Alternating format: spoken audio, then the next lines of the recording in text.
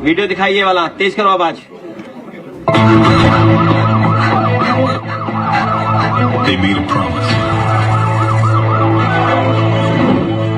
10 years of law and order. So why do people still feel afraid? Safety is not a slogan. It is the right of every daughter, every worker, every family. When fear rules the streets, dignity disappears.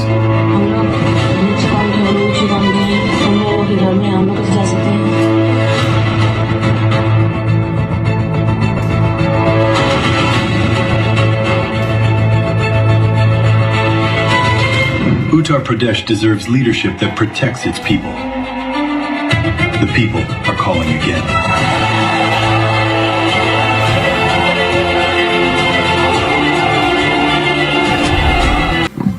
Double engine का धुआं निकल गया है। ये सबसे बड़ी उपलब्धि है सरकार की। डॉलर कहां जा रहा है, ये सबसे बड़ी उपलब्धि है। हमें आपको डीजल, पेट्रोल और सीएनजी हर दिन बढ़ता हुआ दाम की खबर मिल रही है, ये सबसे बड़ी उपलब्धि है। पहले खबर महीनों में, साल में मिलती थी। जब से बीजेपी की सरकार आई है, कहो हर घंटे ना खबर मिलने लगे आपको। और तब जब कंपनियां मुनाफा कमा रही हैं, ये आंकड़ों से खिलवाड़, अर्थव्यवस्था से खिलवाड़ ये भारतीय जनता पार्टी कर रही है। जैसे फेक इनकाउंटर यूपी में हो रहे हैं, उसी तरह फेक इकोनॉमी के आंकड़े हमें और आपको बताए जाते हैं। अमृत काल में डेवलप्ड भारत का सपना देखना, हम और आप सब लोग डेवलप्ड भारत का सपना देखते हैं।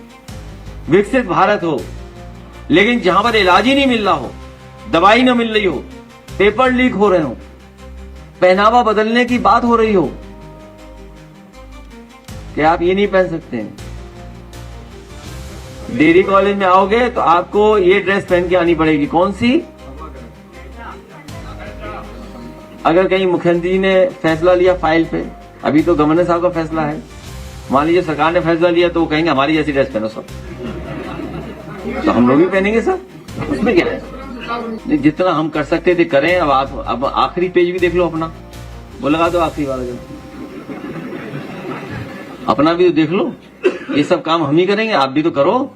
हम लोगों ने, याद है बदायूं की बेटी के साथ जब हुआ था, कितना बदनाम किया था आप लोगों ने। अगर कोई समाजवादी सरकार में कोई सामान्य घटना भी हो जाए तो आप लोग कितना अपमान करने के लिए निकल पड़ते हो, हैं? नहीं हो, कितना अपमान करने निकल पड़ते थे। और आज भी गाजीपुर की सच्चाई नहीं बोल पा रहे। वो प्रधान बैठा लड़का अनिल और ये रामासे विश्वकर्मा जी, और सब जानते हैं सच्चाई क्या है, किसने कराया, थाना इंचार्ज किसकी जेब में था। बताओ, जब बीजेपी के नेताओं की जेब में ऐसा होगा तो क्या उम्मीद करोगे आप न्याय मिलेगा आपको? आगे नहीं बढ़ने दे रहे हैं और लोग हैं, बहुत लोग शामिल हैं। और बेटी के साथ जो घटना हुई है, जो साथी पूछ रहे हैं कि परिवार को मिलने नहीं दिया, दाह संस्कार कर दिया। एक गरीब परिवार क्या जाने, यहां भी विश्वकर्मा बेटी का दाह संस्कार कर दिया। और जो आरोप लग रहे थे उसके लिए कुछ तो सरकार को सोचना चाहिए था। सरकार के अधिकारियों की जिम्मेदारी बनती थी कि अगर परिवार कोई आरोप लगा रहा है कि इसके साथ ये घटना घटी है, तो क्या विसरा वगैरह जो मेडिकल प्रोसेस है वो क्या अपनाई गई थी, क्या प्रोसीजर अपनाया गया उसका? और हम आपको दिखाने जा रहे हैं समाजवादी पार्टी प्रमुख अखिलेश यादव का वो बयान जिसने यूपी की राजनीति में फिर से हलचल मचा दी है।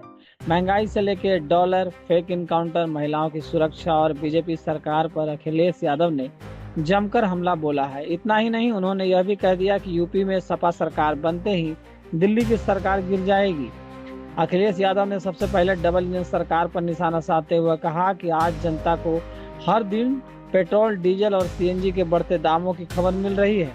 उन्होंने तंज कसते हुए कहा कि पहले महीनों में कीमतें बढ़ने की खबर आती थी, लेकिन बीजेपी सरकार में महंगाई हर घंटे बढ़ रही है। इसके बाद उन्होंने डॉलर और महंगाई को जोड़ते हुए कहा कि जितना डॉलर रुपया ऊपर जाएगा उतनी चाय महंगी होती जाएगी। उन्होंने कहा कि जब डॉलर 40 से 50 रुपए था तब चाय 2 रुपए में मिलती थी, लेकिन आज चाय की कीमत आसमान छू रही है। अखिलेश यादव ने बीजेपी सरकार पर फेक इकोनॉमी के आंकड़े पेश करने का आरोप लगाया। उन्होंने कहा कि जैसे यूपी में फेक इनकाउंटर हो रहे हैं, वैसे ही जनता को फर्जी आर्थिक आंकड़े दिखाए जा रहे हैं। अखिलेश यादव ने आरोप लगाया कि यूपी में जाति और वर्ग देखकर इनकाउंटर किए जा रहे हैं और सबसे ज्यादा कार्रवाई पीडीए वर्ग के लोगों पर हो रही है। अखिलेश यादव ने कहा कि विकसित भारत का सपना तभी पूरा होगा जब लोगों को इलाज, दवाई और रोजगार मिलेगा। उन्होंने पेपर लीक के मुद्दे को उठाते हुए सरकार को घेरा और कहा कि युवाओं का भविष्य बर्बाद हो रहा है, परंतु मोदी सरकार का ध्यान इस ओर नहीं है। इसके साथ ही उन्होंने यूनिवर्सिटी और कॉलेजों में ड्रेस कोड को लेकर भी सवाल उठाए और कहा कि सरकार लोगों के पहनावे तय करना चाहती है। महिलाओं की सुरक्षा के मुद्दे पर अखिलेश यादव ने बीजेपी सरकार को घेरा।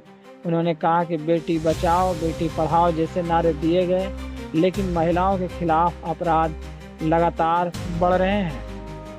यूपी में महिलाओं के अत्याचार के ग्राफ में हर रोज इजाफा हो रहा है। उन्होंने दावा किया कि समाजवादी पार्टी ने महिलाओं के आरक्षण का समर्थन किया और भविष्य में महिलाओं की सुरक्षा के लिए 1090 और पुलिस रिस्पांस टीम को और मजबूत किया था। अखिलेश यादव ने यूपी में बिजली संकट और स्मार्ट मीटर को लेकर भी सरकार को घेरा। उन्होंने कहा कि जनता स्मार्ट मीटर तक उखाड़ कर फेंक रही है क्योंकि लोग इस सरकार और इनके रवैये से परेशान हो चुके हैं। उन्होंने तंज कसते हुए कहा, जब बबूल का पेड़ लगाए हैं तो आम मिलना नामुमकिन है। अपने भाषण के अंत में अखिलेश यादव ने सबसे बड़ा राजनीतिक बयान देते हुए कहा कि यूपी में समाजवादी पार्टी की सरकार बनते ही दिल्ली की सरकार गिर जाएगी। इस बयान के बाद यूपी की राजनीति में हलचल तेज हो गई है और बीजेपी समाजवादी पार्टी के बीच जुबानी जंग और तेज होने लगी है। फिलहाल इस पूरे बयान पर बीजेपी की तरफ से क्या बयान आता है, यह देखना दिलचस्प होगा। आपकी क्या राय है अखिलेश यादव के इस बयान पर? कमेंट करके हमें जरूर बताइए। वीडियो पसंद आया हो तो लाइक करें, शेयर करें और चैनल को सब्सक्राइब करना ना भूलें। मुझे दीजिए इजाजत। जय हिंद, जय भारत।